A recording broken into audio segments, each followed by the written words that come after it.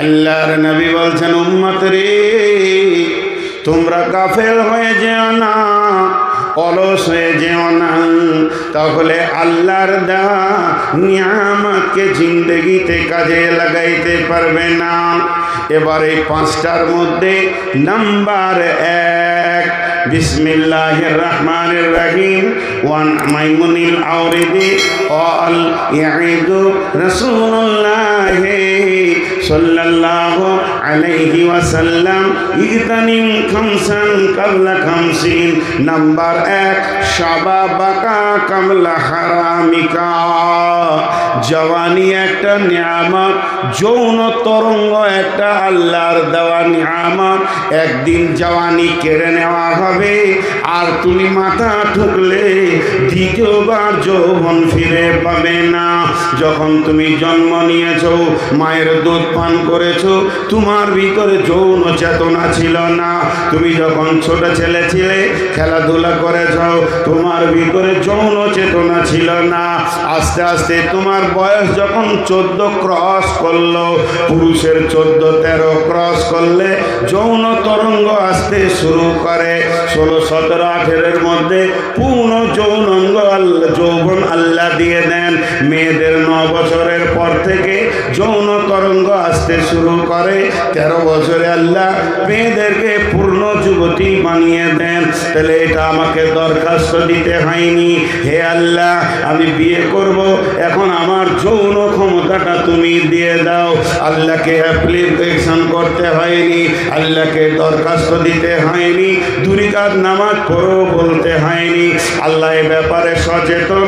আপনার যখন ঠিক বয়স আসবে, তো দেহের ভিতরে যৌন তরঙ্গ এসে হাজির হয়ে যাবে। বিশ্ব নবী বলছেন, এই যৌন তরঙ্গটা যখন আসবে, নারী তুমি তোমার মতো কাজ করে লাও, পুরুষ তুমি তোমার মতো কাজ করে লাও। একদিন যৌন তরঙ্গটা তোমার কাছ থেকে কেড়ে নেওয়া হবে, তোমার কাছ থেকে বিলুপ্ত হয়ে যাবে। তোমাকে ঘাড় ধরে যুবকের গণ্ডি থেকে, রোম থেকে, প্যান্ডেল থেকে বের করে তোমাকে বার্ধক্যের প্যান্ডেলে ভরে দেওয়া হবে। যেদিন তুমি বার্ধক্য গ্রহণ করে নেবে, এরপরে যদি তুমি যৌবনকে আবার ফিরে পেতে চাও, আর মাথা ঠুকে মরে গেলেও দ্বিতীয় চান্স আর যৌবন ফিরে পাবে না।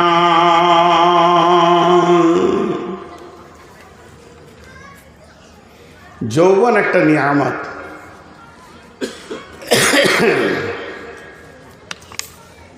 জি, সব স্টেজ থেকে পালিয়েছে। আমার নসিব ওটাই থাকে, কখনো কখনো সভাপতিও পালায়। জি, ডাক্তার বলছে আপনি রাত 10টার পর জাগবেন না। ব্যাঙ্গালোর গেছিলাম চিকিৎসা করতে, বলছে আপনি ওয়াদা দেন যে রাত 10টার পর জাগবো না, তাহলে প্রেসক্রিপশন করবো, নাহলে আপনি বুঝলেন না। মানবে মানুষ? জি ভাই। তো যৌন তরঙ্গ এমন একটা জিনিস। যৌবন কয় রকম? 2 রকম। মেয়েদের যৌবন আলাদা, পুরুষের যৌবন আলাদা। আল্লাহর কারিশমা দেখেন, কোনো মেয়ের কাছে পুরুষের যৌবনটা পৌঁছাবে না। আল্লাহ যে দিবে, তো পুরুষের কাছে পৌঁছাবে না, আর কোনো পুরুষের যৌবন মেয়েদের কাছে পৌঁছাবে না। এর উদাহরণ কেমন? একটা যৌবনের নাম হচ্ছে উগ্র, আর একটার নাম হচ্ছে চাপা। 2টো যৌবন, খুব শর্টে বলবো, বেশি সময় নিব না। আগুনের খাবার হচ্ছে 2টি, একটা পেট্রোল আর একটা কয়লা। পেট্রোল সামনে এলে আগুন দপ করে ধরে, যত তাড়াতাড়ি ধরে অত তাড়াতাড়ি ছাড়ে। আর কয়লাকে আগুনকে ধরাতে গেলে খবর দিতে হয়, বাতাস করতে হয়, ধর ধর, এটা তোর খাবার। যখন ধরে নেয় দীর্ঘ টাইম থাকে। তো মেয়েদের যৌবন হচ্ছে কয়লার মতো চাপা, পুরুষের যৌবন হচ্ছে উগ্র। এবার আল্লাহ ওদেরকে চাপা দিলেন কেন? বিসমিল্লাহির রহমানির রহিম। ফাসসালিহাতুন কানিতাতুন হাফিজাতুন লিল গায়বি বিমা হাফিজাল্লাহ। ও আমার বেটির দল, আমার বউ মায়ের দল, আমার বোনের দলেরা মায়েরা, মাত্র 5টা মিনিট আপনারা একটু কান করে শোনেন। এই ওসিয়তটা পরিপূর্ণ আপনাদের জন্য হচ্ছে। আল্লাহ তাবারক ওয়া তাআলা সূরা নিসার মধ্যে বলছেন, ও মহিলার দল, তোমরা সলেহা হয়ে যাও, তোমরা কানেতা হয়ে যাও এবং হিফাজত করনে ওয়ালি হয়ে যাও। তোমরা ধীর চলবে, তোমাদের উগ্রমতি চলা যাবে না। জিহাদের মতো ইবাদতটা তোমাদের জন্য ফরজ নয়, অতএব তোমাদের উগ্র হওয়ার কোনো কারণ নাই। তোমরা চাপা থাকবে এবং ধীর মস্তিষ্কে তোমরা নামাজ রোজা করবে, স্বামীর খিদমত করবে, আর কি করবে, নিজেকে পর্দার ভিতরে গুটিয়ে রাখবে। শুধু তাই নয়, অল্পে সন্তুষ্টি হয়ে জীবন চালাবে। তোমাকে ধৈর্যশীলা হতে হবে। মা মেয়ে হয়ে জন্ম নিলেই ধৈর্যশীলা হতে হবে, কারণ পুরুষকে আল্লাহ সৈন্য করেছেন, উগ্র করেছেন। পুরুষ যদি উগ্র না হয়, জিহাদের মতো কাজ করতে পারবে না। এর মেন্টালটা যদি চাপা পড়ে যায়, এর দ্বারা জিহাদের মতো আমল করা হবে না। আর তোমাকে ওটা করা হয়েছে। আর কি বলেছেন আল্লাহ, ওয়াল হাফিজুনা লিল গায়বি বিমা হাফিজাল্লাহ। তুমি হিফাজত করনে ওয়ালি হয়ে যাও। কিসের হিফাজত করবে? তোমার বডির সিকিউরিটি তোমাকে নিজেই হতে হবে। যে তোমাকে মহারানা দিয়েছে, তোমার বডির মালিক হলো সে। অতএব তুমি তোমার যৌন জগতে অন্য পুরুষকে এনে আনন্দ দিতে পারবে না। তোমার অঙ্গভঙ্গি, তোমার চিরল দাঁতের হাসি, তোমার চোখের চাউনি, তোমার ভঙ্গি দিয়ে অন্য পুরুষকে আনন্দ দিতে পারবে না। তোমার যৌবনকে চাপা দেওয়া হয়েছে, ঢাকা ঢুকি দিয়ে ধীর মস্তিষ্কে তুমি দুনিয়া করবে। তোমার স্বামী চলে যাবে চেন্নাই, কেরলে, দিল্লিতে, মুম্বাই, বিদেশে কাজের জন্য গিয়ে লম্বা টাইম সেখানে বাস করবে। তোমাকে ধৈর্যশীলা হতে হবে। তোমাকে উগ্র যৌবনের জন্য দেওয়া হয়নি। তুমি সমস্ত মামির মাল এবং বডিকে হেফাজত করবে, নিজের বডিকে পর্দার ভিতরে রাখবে। বন্ধুরে, মুফাসসিররা বলছেন, যদি একবার পুরুষের উগ্র যৌবনটা কোনো নারীর ভিতরে ভরে দেওয়া যায়, পুশ করে দেওয়া যায়, পুরুষের ভিতরে যে যৌন তাড়না আছে, এটা যদি কোনো নারীকে দিয়ে দেওয়া যায়, ওই নারী শরীরে কাপড় রাখবে না, বাড়ির পর্দায় থাকবে না, মাঠে মাঠে পাগলের মতো দৌড়ে বেড়াবে। অতএব হে নারী কুল, তোমাকে এর জন্যে চাপা যৌবন দেওয়া হয়েছে। আর পুরুষকে দেওয়া হয়েছে উগ্র। হাজি আমার মোচ আনছে না, নাই দেখতে পেয়েছেন? কথা বলে না লোকগুলো, মনে মনে ভাবছে কথা বলার পালি তো আপনার, আমরা কেন বলবো? মুখ খুলেন একটু করে। লোক যেছে, বুঝতে পেরেছেন? লোক উঠছে, বুঝতে পেরেছেন? 12টা হলে ময়দান খালি হয়ে যাবে। যারা পালাইছে ওদের দলের লোক আমি, ওরা ঠিক করছে। যে জালসাই যেছি আর পা দুটো ধরে কমিটিকে বলছি যে ভাই 12টার পর লোক থাকে না, আপনার জন্য থাকবে যে, আমি যেন ওদের বাপ হলাম, আমার জন্য থাকবে। যত দামি বয়ান করা হোক, এখনকার মানুষ 12টা পরা থাকবে না। মানুষের শরীরকে পঙ্গু করে দেওয়া হয়েছে করোনা নামে ভাইরাসটা, ভ্যাকসিনটাতে সমস্ত মানুষকে পঙ্গু করে দিয়েছে, কমজোর করে দিয়েছে। কারো ক্ষমতা নাই আগেকার মতো স্ট্রেংথ নিয়ে কাজ করা, পঙ্গু করে দিয়েছে। কি ভাবছেন? হ্যাঁ, এর জন্যে মানুষ উঠবি। আপনারা একবার আমার সঙ্গে কথা বলেন, পুরুষকে মোচ দিয়েছে না দেয়নি? আর দাড়ি, এটা পুরুষের অলংকার, পুরুষের অলংকার। আর যার মোচ দাড়ি চেঁচে দেয়, বেল, দেখেছেন? ছোট ছেলে যদি রাতে উঠে দুধ খাবো, তো মা না বাপ বুঝতে পারবে না কার বুকে যে ও হাত দিবে। দুজনেই শুয়ে আছে, তো দুটাই বেল। হ্যাঁ, বাচ্চা ছেলে, ওর হুঁশি নেই যে কোথা দুধ খেতে হয়। এই মোচ কেটে শেষ হয়ে গেছে। হজরত উমর দাঁতন রেখে মোচ কাটতেন, হজরত আলী দাঁতন রেখে মোচ কাটতেন। এখানে এরকম বড় মোচ, খালি এরকম একবার মোচে হাত দিয়ে যদি দাড়িটা এরকম লেবেল করা হয়, তো কাফেররা 3বার হিসু করে দিবে। ঘটনা কি, প্ল্যান কি করছে? কলজেটা নিবে না ভ্যাঁসাটা নিবে? যার দাড়ি নেই সে কী করবে? তো পুরুষের যৌবন উগ্র। কেন উগ্র করা হলো? বিসমিল্লাহির রহমানির রহিম। আত-তাইবুনাল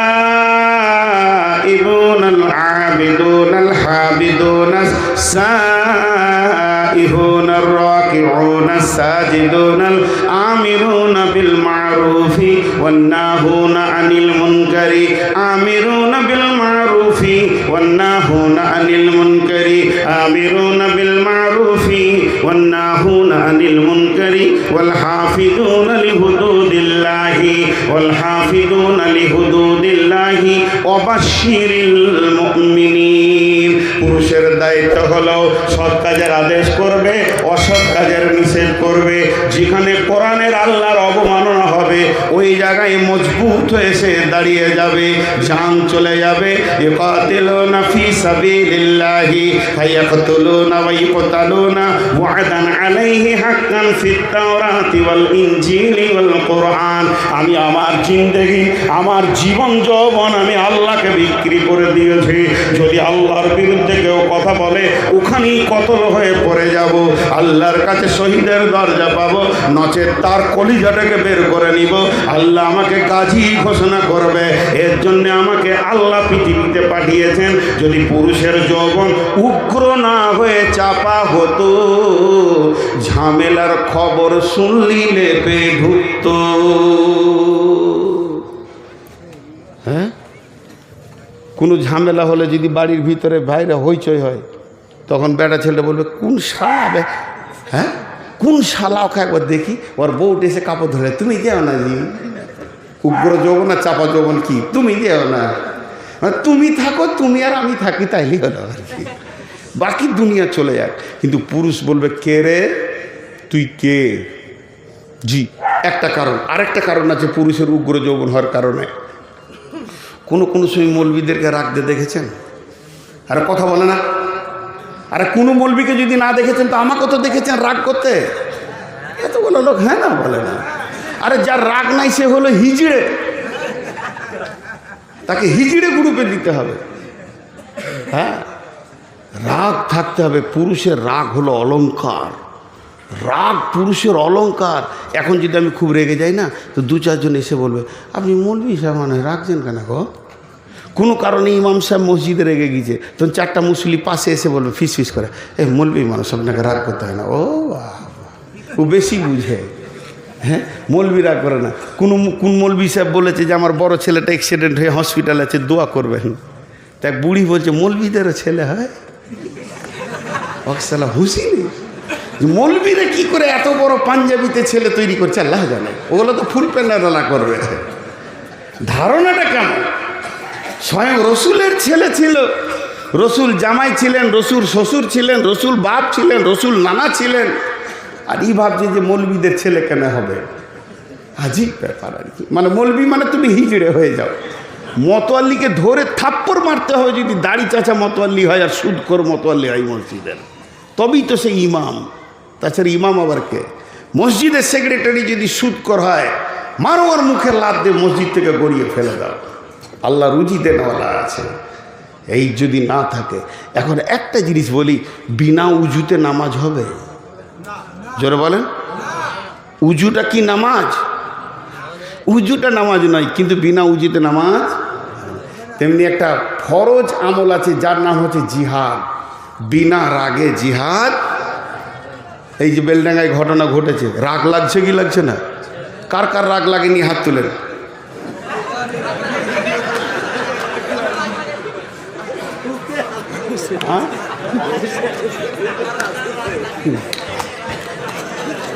যারা হাত তুলেছে ওদের রাগ বেশি। বন্ধুরা, প্রকাশ্য মাইকে বলছি, আমিও ভারতবর্ষের মাটির একটা সন্তান।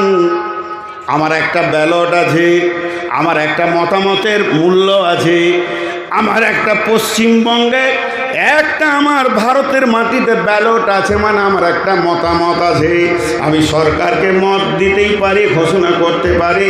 এই রকম পঙ্গু সরকারকে জুতিয়ে নামিয়ে দেওয়া ভালো, যার দ্বারা দেশ অটল। ও ছেলেটা বলেছে, লিখেছে, বড় অপরাধ নয়, সব থেকে বড় অপরাধ দিল্লির মসনাদে যে বসে আছে হারামখোর বেঈমান, এর দ্বারা দেশ চলবে না। প্রথম পিটানি ওকেই শুরু করতে হবে। তার কারণ হচ্ছে গাছের গোড়া কাটলে ডাল আপনি রাস্তা বেছে নেবে। অতএব বন্ধু, আল্লাহর বিরুদ্ধে কথা বলেছেন, রসুলের বিরুদ্ধে যারা কথা বলেছে তাদের ইতিহাসটা শুনেলেন।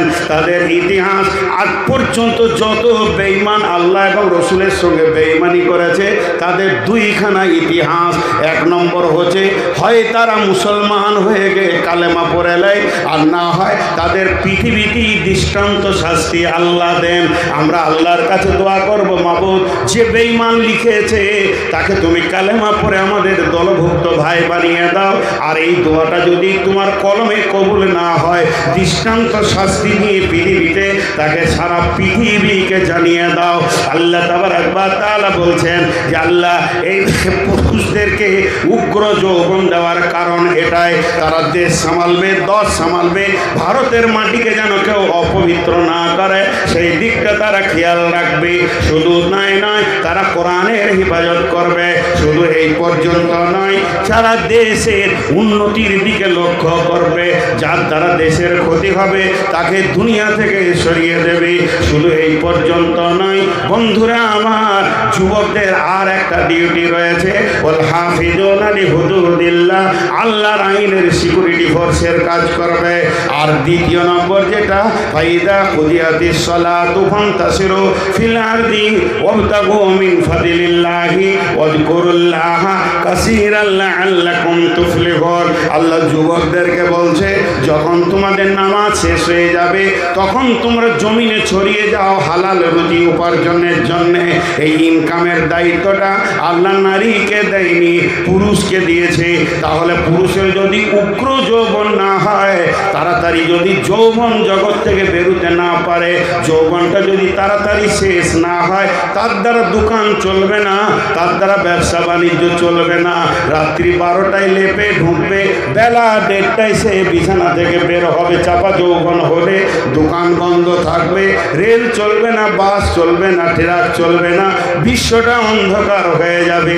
আল্লাহ যুবককে, পুরুষকে উগ্র যৌবন দিয়েছে। যখন কাজ করার চট করে নিয়ে সেখান থেকে তুমি শৈলের মতো বের হয়ে যাও, তোমার মাথাতে অনেকগুলো দায়িত্ব চাপানো আছে। বুঝতে পেরেছেন?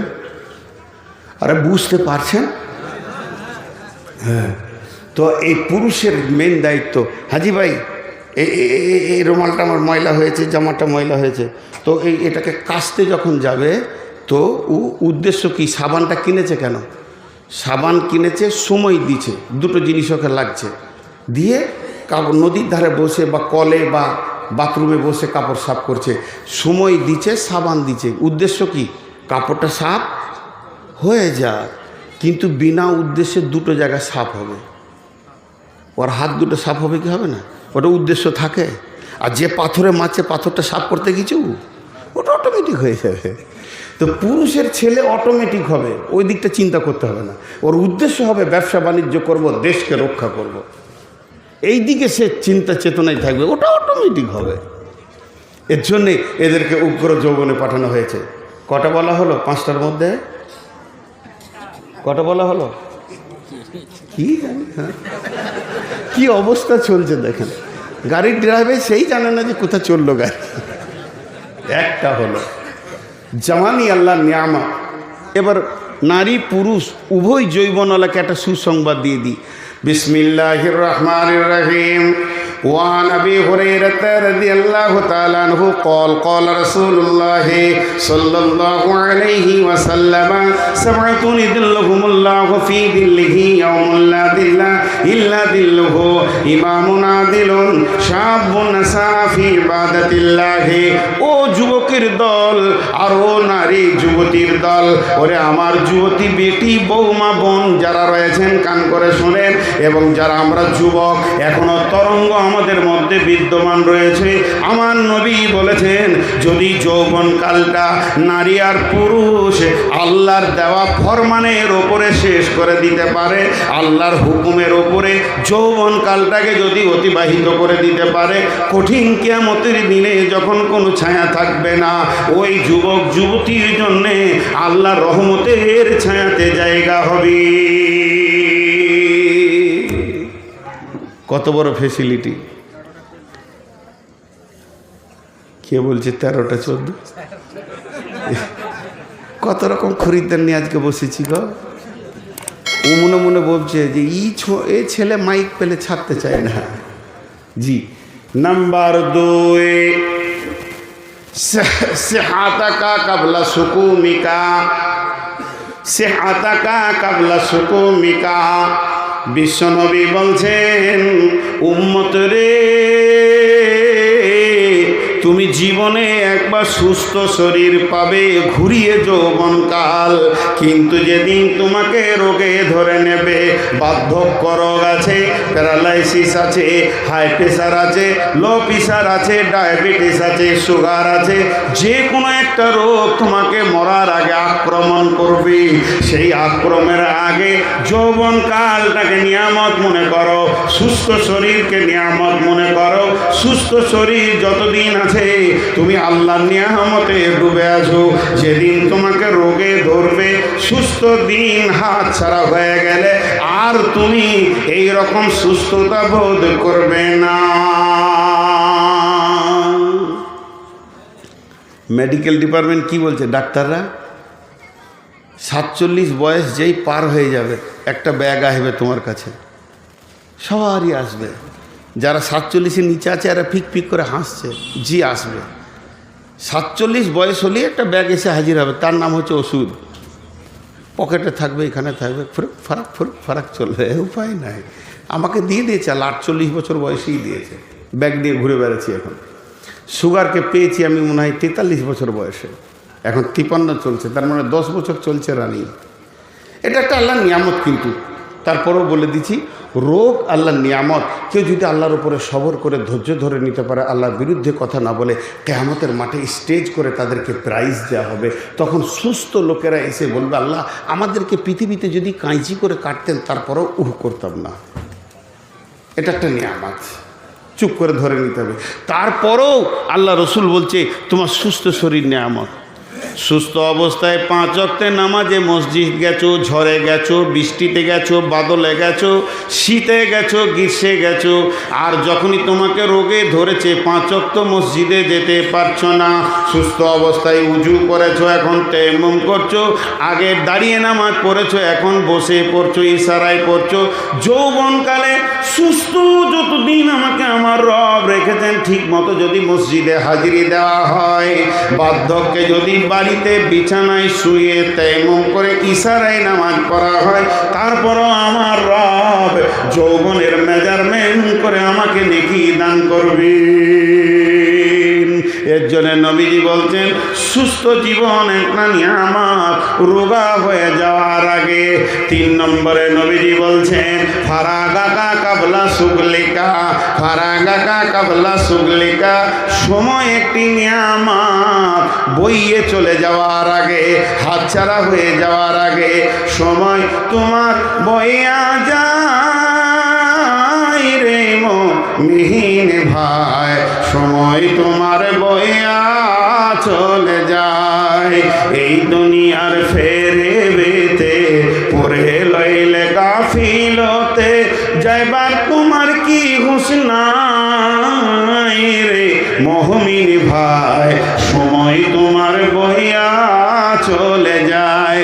সময় একটা এমন জিনিস, আপনি ঘুমাবেন, আমি ঘুমাবো, আপনি আড্ডা দেবেন, আমি আড্ডা দেব, বাস দাঁড়িয়ে যাবে 10 মিনিট, আর ট্রেন দাঁড়িয়ে যাবে আধ ঘন্টা, প্লেন দাঁড়াবে, দিন রাতের ভিতরে সকলের রেস্ট আছে, সকলে দাঁড়ায়, সবাই যেন একটু সময় নেয়। কিন্তু সময় এমন একটা জিনিস, ও বইতি আছে, সময় কোনোদিন দাঁড়াবে না।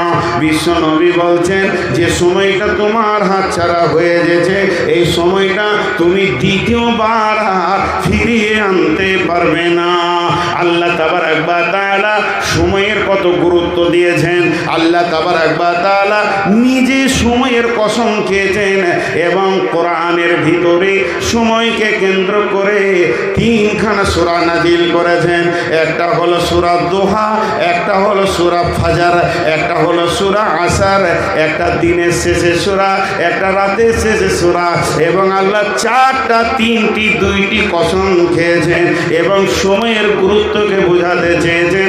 সময় হলো পৃথিবীর অদ্বিতীয় নিয়ামত, যে সেকেন্ডটা এক্ষুনি আপনার দ্বারা হাত ছাড়া হয়ে যাচ্ছে। আজকে 23 তারিখ, আপনার কিনা 23 তারিখ শনিবার দিবাগত রাত্রি হয়ে গেল, এখন 11:46 হয়ে গেল, 45টা মাত্র 1 মিনিট আগে চলে গেছে। এটা কিয়ামত পর্যন্ত ফিরে আনার ক্ষমতা নাই। বিশ্বনবী বলছেন উম্মতের সজাগ থাকবে, সময়কে কাজে লাগাবে, খবরদার অবহেলায় সময়কে পার করে দিও না। একজন মুফাসসির বলছেন সূর্য কথা বলে, ভাই এটা হাদিস নয়, এটা মুফাসসির ইসলামী চিন্তাবিদের কথা। যখন সূর্য পূর্ব দিকে উঠে তখন দুনিয়াবাসীকে বলে, রে ওরগুপুরবাসী, দুনিয়াবাসী শোন, তোর কপালে আবার একটা দিন তুই পেয়ে গেলি, তওবা করার সুযোগ পেয়ে গেলি, সময়কে কাজে লাগা, এখনো তুই মসজিদে ঢুকে যা। যখন সূর্য পশ্চিম দিকে অস্তমিত হয় বিশ্ববাসীকে ডাক দিয়ে বলে, হতভাগার দল, যেমন থিলি তেমন থেকে গেলি, তোর জীবনে একটা দিন তুই কবরের দিকে আগিয়ে গেলি, তোর কাছ থেকে একটা দিনের সময় শেষ হয়ে গেল, তোর কবর যত দূরে আছে তুই একটা দিনের রাস্তা আগিয়ে গেলি। সূর্য ডুবে গেছে, না জানি সকালে তুই বিছান থেকে উঠবি কিনা, তবে রাত্রি পেয়ে গেছিস, নির্জনে মাবুদের কাছে কেঁদেলে, এখনো পর্যন্ত সময়কে কাজে লাগা, চরিত্রকে তুই ঘুরিয়ে নে। সূর্য দিনে 2 বার মানুষকে চিৎকার মেরে ওসিয়ত করে।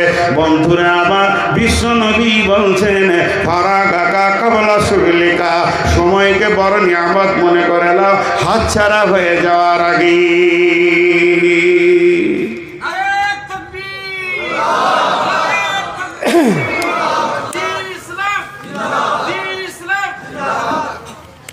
কয়টা হলো? 3টে হলো। যৌবন নিয়ামত বার্ধক্যের আগে, সুস্থ শরীর নিয়ামত রোগা হওয়ার আগে, আর সময় হলো নিয়ামত হাতছাড়া হয়ে যাওয়ার আগে। নাম্বার 4, কেউ উঠবেন না। 4 নম্বরটা বলে লোক বেশি উঠে, মনে মনে করে কালেকশন করবে। না, আমি তফসির করব, কালেকশন করব, শেষকালে করব। মন যাবে দেবেন না, মন যাবে না দেবেন। হ্যাঁ, আর জালসা কমিটি আমাকে একটা কথা খুব ভালো বলে, আপনাকে কালেকশন করতে হবে না। যদি বলি যে আমাকে 9টায় দেন কালেকশন, না না না, আপনার কালেকশন, আপনার কালেকশন করতে, এদিক দিয়ে আমি বেঁচে আছি আর কি, মাশাআল্লাহ। 1 পয়সা দেবেন না, ঘর চলে যাবেন। কিন্তু তফসিরটা শুনেন। বিশ্বনবী বলছেন গেনাকা কাবলা ফাকারিকা, এমন একজন ব্রেন বলছেন আল্লাহর পরে পরে যার স্থান, সারা পৃথিবীর বিজ্ঞানীকে এক জায়গায় করে দিলে রসুলের ব্রেনের সঙ্গে পারবে না।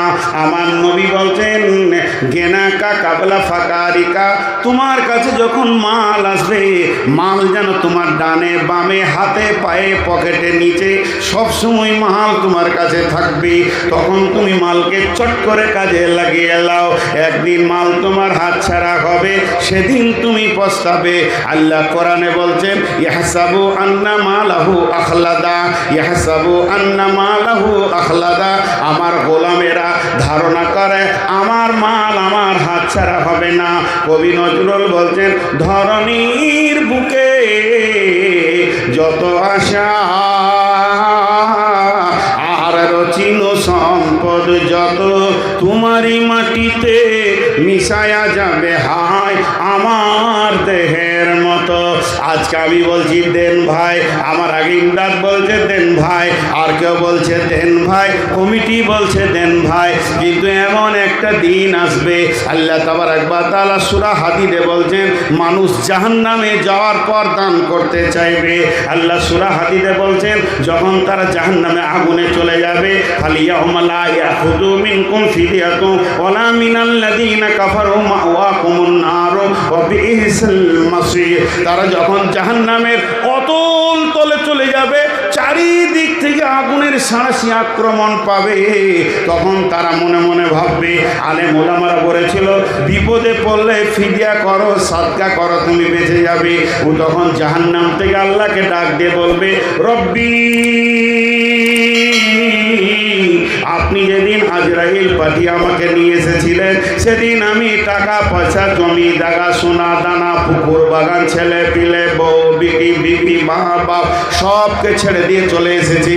তারা কোথা আছে আমি জানি না, কিন্তু আপনার আয়াতে রয়েছে মাবুদ রে, সমস্তগুলো আমি দান করে দিলাম। আমার জমি জায়গা, পুকুর বাগান, সোনা দানা, ছেলে পিলে, বউ বিটি দান করে দিলাম। সবগুলোকে জাহান্নামে দিয়ে আমাকে তুমি বাঁচিয়ে দাও। আল্লাহ বলবে, হে জাহান্নামী, তুমি শোনো, তুমি সময়কে কাজে লাগাওনি। তোমার কাছে যেদিন ভিক্ষা মাঙ্গা হয়েছিল সেদিন তুমি আমাকে, আমার লোকদেরকে অপমান করেছ। আজকের দিনে দান নেওয়া হবে না, তোমার সে সুযোগটা হাতছাড়া হয়ে গেছে। মাল একদিন তোমার কাছে ছিল, সেদিন তোমার অহংকারে বুক ভরে গেছিল, তুমি এতটা ইসলামকে ভালোবাসনি। একবার তুমি ভেবে দেখবে, ছেলের স্কুলে কত খরচা করেছো, ইংলিশ মিডিয়ামে কত খরচা করেছো, মিশনে কত খরচা করেছো, বিবির কসমেটিক্সে কত গেছে, মেয়ের প্রেমের পেটিকে ভালোবেসে কত টাকা নষ্ট করেছো, কত টাকা ব্যয় করেছো। ছেলে পিলে, বউ বিটি, মা বাপ, টোটাল খরচাটা হিসাব করবে। আর আল্লাহর পাল্লাতে তুমি বছরে কত দিয়েছো একবার হিসাব করে দেখবে। তাদের থেকেও যদি 1 টাকা বেশি দিয়ে থাকো তাহলে তুমি আমার প্রেমিক, নচেত তুমি আমাকে 10-20 টাকা দিয়ে সান্ত্বনায় দিয়ে রেখেছ। শুনে নাও, বিশ্ব নবী বলছেন, মাল একবার তোমার হ্যান্ডেলে থাকবে, মালের হ্যান্ডেল তোমার হাতে থাকবে। যেদিন মাল তোমার হাতছাড়া হয়ে যাবে, মাথা ঠুকলেও দ্বিতীয়বার ফিরে আসবে না। ফকির 2 রকম। আমার কাছে এখন 50 কোটি টাকা আছে, আল্লাহ কালকে আমাকে রাস্তার ভিখারি বানাতে পারে না? এটা একটা ফকির। আর একটা ফকির কেমন? 50 কোটি টাকার মালিক ধরেন, 96 বয়স ক্রস হয়ে গেছে, তো মাথায় আর হুঁশ নাই। বৌমাকে জিজ্ঞেস করছি, হাবিবা, জি আব্বা, নাস্তা করলাম আমি। হ্যাঁ আব্বা, আপনি রুটি খেলেন? মনে নেই। বয়সে এটা হয়ে যায়, খেয়াল নাই। আজান হলো মা, আর আপনি তো নামাজ পড়ে এলেন, ও দেখছিস, খেয়াল নেই। এটা হয় একদিন। যখন এই বয়সটা হয়ে যাবে, ব্রেন কাজ করবে না, তখন ছেলেরা বুঝে নেবে আব্বা আর ব্যবসা সামালতে পারবে না। ছেলেরা ভাগ করে নিল 25 কোটি করে। আর ব্যাংকওয়ালা, টাকাওয়ালা কি টাকা দেয়? জি, আজকে আমাকে ফোন করছে যে আপনার সিয়াজ গাড়িটাতে লোন এসছে। তোর কি হলো? তা আমার কুটকুটি নেই। তোর কিসের কুটকুটি? ফোন কেটে দিলাম। আমার টাকার দরকার নেই তো তুই কিসের টাকা দিবি? টাকাওয়ালাকে টাকা দেয়। ওরা আবার আরও 25 কোটি করে ঋণ করেছে। একবারে বাইপাসে গিয়ে টোল ট্যাক্সির ওখানে বড় বড় ফ্যাক্টরি করছে। এবারে হাঁজিড়ি লেগে গেছে। আর এই বুড়া লোটার লাঠি, একটা গেঞ্জি, আর কিছু নাই। তো বাপকে ভালোবাসে, খেতে দেয়। মসজিদের পাশেই ঘর। সকালবেলায় মসজিদে ছাদ ঢালাইয়ের কালেকশন চলছে। মৌলানা সাহেব বলছেন, মাম বানা লিল্লাহি মসজিদান বানাল্লাহু লাহু বাইতান ফিল জান্নাহ। যে মসজিদে দেবে তাকে আল্লাহ জান্নাতে দেবে। ও তখন ঝরঝর করে কাঁদছে, মনে মনে ভাবছে যদি 50,000 টাকা দিতে পারতাম ছাদে। খুব চিন্তা করছে, 20,000 তো দেওয়া যায়। বড় ছেলে মোটর সাইকেলে ঢুকছে, বুলেট নিয়ে বট করে। কে রে, হবিবুর নাকি রে বাবা? জি আব্বা বলেন। হ্যাঁ আমি হবিবুর। চোখে কম দেখছে? এলি বাবা বাড়ি? বলে হ্যাঁ। তো এই 20,000 টাকা বললাম, 20,000 টাকা চাইছিল। টাকাই করো বাবা, টাকাই করো বাবা। কী দরকার বলো? আপনার যা দরকার এনে দিব। ওষুধ শেষ হয়ে গেছে? বলে না, মসজিদে ছাড় ঢালে। ছাড়ো, মৌলবীদের কথা ছাড়ো। আমাদের কি হচ্ছে ঠিক না, এখন 30 কোটি টাকা ঋণ করেছি, আবার মসজিদে ছাদের টাকা। ছাড়ো, ঘর দিয়ে টেনে নিয়ে চলে গেল। মনে মনে ভাবছে তাহলে 5,000 টাকা বলি ছোটো বেটাটাকে। হ্যাঁ, ও যখন বুলেট নিয়ে ঢুকছে তো বাপ লাঠিতে ঠ্যাক দিয়ে কোনো রকম দাঁড়িয়ে বলছে, কিরে জামিরুল এলি নাকি? এবার 5,000 বলবে। জামিরুল এলি নাকি রে? কি হলো তোমার? এমন হুঙ্কার দিলে তখন শুকনা বিনা পানিতে ঢোক গিল। বলছি তো এলি নাকি? এটা শুধাইলাম। বিশ্বনবী বলছেন, কাগজ নাও, কলম নাও, তোমার মতো ভিখিরি আর পৃথিবীতে কে আছে? থাকতে গরু বইনা হাল, তার দুঃখ সর্বকাল। 50 কোটি টাকার মালিক 5,000 টাকা দেওয়ার ক্ষমতা হলো না। এই ছেলেগুলো দোষী নয়, ছেলেগুলো দোষী নয়, ছেলেগুলো দোষী নয়। আঙ্গুরের আঁঠিতে আঙ্গুর হবে, নিমের আঁঠিতে আঙ্গুর হবে না, ন্যাংরার আঁঠিতে ন্যাংরা হবে, ফজলির আঁঠিতে ন্যাংরা হবে না, গুঠির আঁঠি বসালে ফজলি হবে না। তার মানে ছেলেগুলো যখন ছোট ছোট বাচ্চা ছিল, তুমি তখন তাগড়া জওয়ান ছিলে, তুমি বুলেট গাড়ি নিয়ে দোকানে যেতে আসতে, ব্যবসাতে যেতে আসতে, ভিখিরিরা পয়সা চাইলে ধূমকেতের দিতে। তোমার বিচের মাল তোমার মতো হয়েছে, আর চিন্তা নাই, তোমার বিচের মাল তোমাকে দান করবে না। এর জন্য একজন মুফাসসির বলছে, নিজের হাতে দান করিও না, পারলে ছেলের হাতে দাও। ছেলেকে দিয়ে বলো, বাবা মাদ্রাসায় কালেকশন চলছে, এই 2,000 টাকা তোমার দাদার নামে দিয়েছো। আমার আব্বা নীরব নগরে শুয়ে আছে বহুদিন, তার জন্য আমাকে মাল পাঠাতে হবে। যখন আমি 5,000 টাকা আমার ছেলেকে দিয়ে বলবো তোমার দাদার নামে দিয়ে আসো, ছেলের চেতনা বাড়বে, আমাকেও আমার বাপের জন্য দিতে হবে।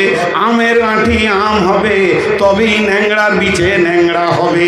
ওই ছেলে তুমি মরে গেলে তোমার পুতার হাতে 20,000 টাকা দিয়ে বলবে, যাও হেড মৌলানাকে টাকাটা দাও গা, আর বলো গা আমার দাদার নামে দান করলাম। সিলসিলা জারি হয়ে যাবে। বিশ্বনবী বলছেন, ও মালদারেরা শুনে নাও, এটা রবিজির মাথা, রসুলের মাথা, রসুলের চিন্তা, রসুলের চেতনা পৃথিবীর কেউ কেটে দিতে পারবে না। আল্লাহর নবী বলছেন, মাল যখন তোমার হাতে আছে, তুমি যখন হৃষ্টপুষ্ট, তখন তুমি মালকে কাজে লাগিয়ে নাও। যেদিন তুমি ফকির হবে, মাথা ঠুকে মরে যাবে, দ্বিতীয় চান্স আর পাবে না।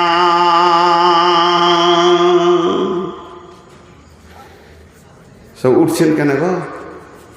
এখনো তো 2 মিনিট আছে। 23 তারিখটা এখনো 2 মিনিট আছে। 24 তারিখে আমার জালসা আছে হরিশ্চন্দ্রপুর টালবাংড়া মাদ্রাসা, আগামীকাল। 25 তারিখে আমার জালসা আছে জাফরহাট ঠাকুরগাঁও বাংলাদেশ, ওখান থেকেই ঢুকবো। ওই জন্য আজকে বাড়ি যাব, বাড়ি গিয়ে গাড়ি টাড়ি রেখে এবার কাল ট্রেনে যাবে বাংলাদেশ। তো একটা কথা আপনাদের সামনে বলে যাচ্ছি, মাল হাত ছাড়া হয়ে গেলে, এগুলো সব রসুলের কথা, কি দামি এগুলো। সোনার অক্ষর দিয়ে যদি লিখে দেন হিরে খুচিত, তারপরও এর মূল্য দিতে পারবেন না। কটা বলা হলো? 4টা। যৌবন নিয়ামত, বার্ধক্যের আগে সুস্থ শরীর নিয়ামত, মানে সুস্থ শরীর নিয়ামত, রোগা হওয়ার আগে, সময় নিয়ামত হাতছাড়া হয়ে যাওয়ার আগে, মাল নিয়ামত আপনার ফকির হওয়ার আগে। 5 নম্বরটা বলবো, এক চান্সে বুঝে নেবেন, কিন্তু উঠে যাবেন না। পরে 3 মিনিটের একটা কথা আছে। বিশ্বনবী বলছেন, হায়াতিকা কাবলা মাউতিকা। এটা এমন একটা আরবি, পৃথিবীর সবাই বুঝে নেবে, পাগলেও বুঝে নেবে। বিশ্বনবী বলছেন, যতদিন তুমি বেঁচে আছো, জীবনটাকে বড় নিয়ামত মনে করে নাও। যেদিন তুমি মরে যাবে, সেদিন তোমার সব হাতছাড়া হয়ে যাবে। আর একটা নেকি বাড়ানো যাবে না, একটা গুনাহকেও কমানো যাবে না। যে কটা লোক উঠেছেন, 1 2 3 4 5 6 7 8 9 10, একবার আসেন, মুসাফা করব। আসসালামু আলাইকুম। আমি আপনাদের ছেলে মারি নাই, কাউকে ধরে কষ্ট দিই নাই। মুসাফাটা করে যান, মুসাফাটা করে যান। যে কটা উঠেছেন, আল্লাহ রাস্তা দিচ্ছি, নাহলে ঘর যাবেন না, সোজা হাসপাতাল যেতে হবে। ঢালাইয়ের রাস্তায় উবুর হয়ে পড়বে। পরিষ্কার কথা বলছি। কত আছে? একজনও উঠবেন না, কিন্তু আমার কথাটা শেষ হতে দেন। এই যে লোকগুলো পালালো, এদের মার্কাটা মেরে দিয়ে আগে। আমি কাউকে ভয় করি না, এরা নিজেদেরকে চালাক মনে করে নিলে, কিন্তু এরাই হচ্ছে সব থেকে বোকা, পৃথিবীর সব থেকে বোকা এরাই। জি বসেন, যাবেন না এখন, চুপ করে বসেন। কিসের এত পাগলামি? কেন বোকা? দেখেন, আমি ফতোয়া দিতে পারি না, দিব না। খালি একটা কথা আজকে বলবো, আলেম ওলামা আছে, যদি ভুল হয়ে যায় তা আমার এই সভাতে এসে কানটা মুলে দেবে, আমি হেসে গ্রহণ করে নিব। মুনাফিকের আলামত হচ্ছে তিনটি: মিথ্যা কথা বলে, ওয়াদা খেলাপ করে, আমানতে খেয়ানতি করে। পরোক্ষভাবে তিনটা আল্লাহ রসুল আরও বলেছেন। রাতের নামাজ অর্থাৎ এশা আর ফজরের নামাজে কষ্ট হয় মুনাফিকদের। দ্বিতীয় নম্বর বলেছেন অল্প কথায় মুখ খিস্তি করে যারা গালাগালি দেয় তারা মুনাফিক। আর 3 নম্বরে বলেছেন, আর বটেও ঘটনা, জিহাদের ময়দান থেকে যারা পালিয়েছিল তারা কে? আল্লাহ রসুলকে এত কষ্ট দিয়েছিল না ওই উবাই ইবনে খাব, যখন তবুকের যুদ্ধ থেকে অভিযান ফিরছে তো তলায় তলায় সাহাবীদের ভিতরে, এটা করিস না, ওইটা করিস না, মোহাম্মদের সঙ্গে যায় না, ওর মাথা খারাপ আছে, এই করে করে থাকতো দলে, এই কাজটা করতো। তো এই জিহাদের ময়দান থেকে, ওহুদের মতো জিহাদের ময়দান থেকে অর্ধেক রাস্তা থেকে লোককে ঘুরিয়ে নিয়ে চলে গেছিলো 300-350 লোককে। কে? মুনাফিক। তো এই টাকা কালেকশন করাটা হলো জিহাদ। কোরআনে আছে মাল দেওয়াটা জিহাদ। আর এই অবস্থায় যারা উঠে পালিয়ে যায় তারা আল্লাহর নজরে ভালো মানুষ লয়। আমি কতক্ষণ বসিয়ে রাখবো আপনাদেরকে? আর 5-7 মিনিট টাকা দিচ্ছেন, ভালো কথা, চুপ করে বসেন, এখন যেতে দিব না। হ্যাঁ, আপনি ভাবছেন যে টাকা দিয়ে দিলাম যে আমার ছুটি হয়ে গেল, চলবে না। আমার এই 10 মিনিট আপনাদের কাছে টাইম নিচ্ছি। 10 মিনিটের আগে যে যাবে ও মাল গোলমাল, ওকে বাড়ি যেতে দিবে না, সারা রাত ঘুরঘুর করবে, খালি রাস্তা ভুলে ঘুরঘুর করবে। সকালবেলায় দেখবে যে আবার এখানে রঘুপুরে দাঁড়িয়ে আছে। হ্যাঁ, এমন দোয়া দিয়ে দিব না। জি, তো আমি আপনাদের সামনে 9টা মিনিট চেয়ে নিলাম। এই 9 মিনিটের ভিতরে আপনাদের সঙ্গে আমি আলাপ শেষ করব। টোটাল বক্তব্যটা খালি 1 মিনিট দিব। আমি প্রথমে যে আয়াতটা পড়েছি সেই আয়াত থেকে আপনাদেরকে সারাংশ দিয়েছি। গাফিল কোনোদিন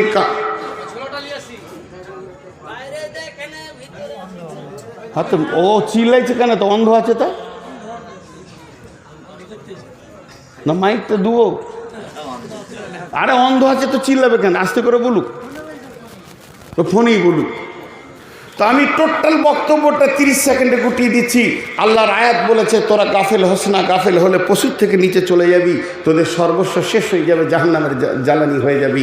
আর বিশ্বনবী বলছে গাফেল কোনোদিন সাকসেস হতে পারে না। তবে তোমাদেরকে আমি 5টা ওসিয়ত করছি, সব সময় সচেতন থাকবে, তাহলে এগুলো কাজে লাগাতে পারবে। 1 নম্বর হলো তোমাদের যৌবন নিয়ামত বার্ধক্যের আগে, 2 নম্বর সময় নিয়ামত চলে যাওয়ার আগে, সুস্থ শরীর নিয়ামত রোগা হওয়ার আগে, মাল নিয়ামত হাতছাড়া হয়ে যাওয়ার আগে, ফকির হওয়ার আগে, হায়াতে জিন্দেগি নিয়ামত মরে যাওয়ার আগে। ভাই, আজকের বক্তব্য শেষ। আপনারা ঘড়ি দেখেন, আমি ঘড়ি দেখছি। 8 মিনিটকে 9 মিনিট করব না। কোনো আল্লাহর গোলাম আছেন যে একটা 5,000 10,000 টাকা দেবেন? আমি 8 মিনিট কথা দিয়েছি, 9 মিনিট করব না। আর আপনাদেরকেও 8 মিনিটের আগে উঠতে দিব না। চলে যাবেন সেটা আমার কথা নয়, আমার বাইরের কথা। কিন্তু যেন না, যদি বসে থাকেন 1 টাকাও না দেন তো আল্লাহ রাজি হবেন। এরপরে যারা টাকা দেবেন তারা উঠবেন। কত আছে? 6,000। এর কোন ধরনের হিসাব? 5,000 হবে, 1,000 ঘুরে নাও, তাহলে 10,000 দাও। হ্যাঁ, কত? আর 4,000 দিয়ে দাও বাবা। আচ্ছা ঠিক আছে। আর 100-200 টাকাও নাই দাও। আচ্ছা ভাই, আর কেউ আছেন? 6,000 টাকা দিয়েছেন। দুর্গমগিরি কান্তর মরু দুস্তুর পারাবার লঙ্ঘিতে হবে রাত্রিতে, যাত্রীরা হুঁশিয়ার, ভুলিতেছে জল দুলিতেছে তরি, ভুলিতেছে মাঝি পথ, কে আছো নওজোয়ান হও আগোয়ান, হাঁকিছে ভবিষ্যৎ। আজকে ভারতবর্ষে মুসলমানদের ওপরে যে পীড়ন চলছে, মুসলমানদের প্রথম কাজ হবে আল্লাহকে রাজি করা, তারপরে বেঈমানরা শেষ হয়ে যাবে। জেনে নেন ইনশাআল্লাহ এই ভারতবর্ষের মাটিতে আমাদের কেউ কিছু করে নিতে পারবে না। যেটা করছে সেটা ওরা নিজেদের আইডিয়াটা দেখছে যে কি করে, ওরা শেষ করে দিব। বলেন আল্লাহর বান্দা বলেন। 6,000 দিয়েছে এখানে। আর কেউ আছেন? 5,000, 6,000, 10,000, 1,000, 2,000, যার যেমন আছে। ভাই আমার, আপনি 20,000 টাকা দেবেন তা আমি বলবো না। 1,000 দেন, এখন দেন, পরে দেন, ফোনপেতে দেন। মাদ্রাসা এটা একটা রসুলের ঘর। আল মসজিদ ও বাইতুল্লাহ ওয়াল মাদ্রাসা তো বাইতি, মসজিদ হচ্ছে আল্লাহর ঘর আর মাদ্রাসা হচ্ছে রসুলের ঘর। এই মাদ্রাসার শিক্ষার জায়গা। আমি এতক্ষণ আপনাদের সামনে বকলাম, ওই মাদ্রাসা থেকেই পড়াশোনা করে বকেছি। এটা আমি কোনো ভার্সিটি কলেজ থেকে আনিনি।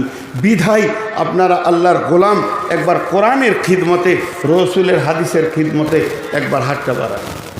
বলেন 5,000 4,000 দেনেওয়ালা, 2,000 1,000 দেনেওয়ালা কে আছেন?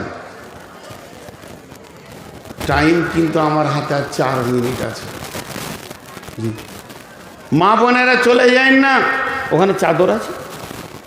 মা বোনেরা আপনাদের ওখানে চাদর হোক আর যাই কিছু আছে, যে ব্যবস্থাপনা কমিটি দিয়েছে তার ভিতরে আপনারা টাকাগুলো দেন, চলে যান না। মা বোনেরা আমার, সোনামানিকেরা, টাকাগুলো দেন, তারপরে যাবেন। পুরুষেরা উঠেনি আর উঠবেন ইনশাআল্লাহ। আর 4 মিনিট আছে। জি ভাই, তো এই এক কাজ করেন, চাদর পাঠিয়ে দেন 2-3টে। জি, চাদর পাঠিয়ে দেন। আর না হয় একজন মহিলা নাকের দিয়েছেন। আচ্ছা, এক কাজ করেন, এই টেবিলটা, ওই টেবিলটা এখানে নামিয়ে দেন। ওই টেবিলটা এই নামিয়ে দাও তো, ওইখানে দাও, ক্যামেরাটার ওই পারে দাও। জি, টেবিলটা নামিয়ে দেন। ভাই, আপনাদের কাছে আমার আবদার, যতগুলি লোক বসে আছেন, এ দেখেন একটা নাকের দিয়েছে, নামিয়ে দিলাম, খেয়াল রাখবেন। যতগুলি লোক বসে আছেন, এই টেবিলে হাতটা না রেখে যাবেন না। মাশাআল্লাহ, কত আছে? 1,000। মাশাআল্লাহ।